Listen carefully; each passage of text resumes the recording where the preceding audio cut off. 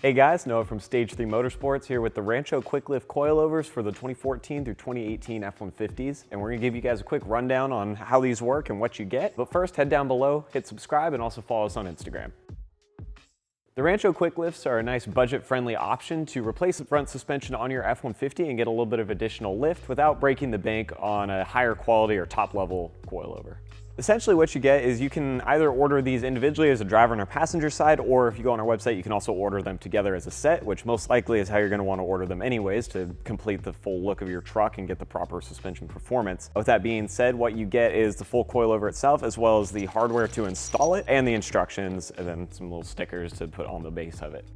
The quickLIFTs are a complete unit that will completely replace the strut assembly in the front of your truck, so you won't be reusing your factory spring or any of the other pieces. It is a full unit on its own, which makes it pretty simple for installation and what you're swapping out. These struts also feature a little adjustable dial at the lower half of the strut body that allows you to basically tweak the ride quality to get something that really fits your application and the way you use your truck, which can be really nice depending on whether you use it a lot off-road or if you're doing more street driving with it.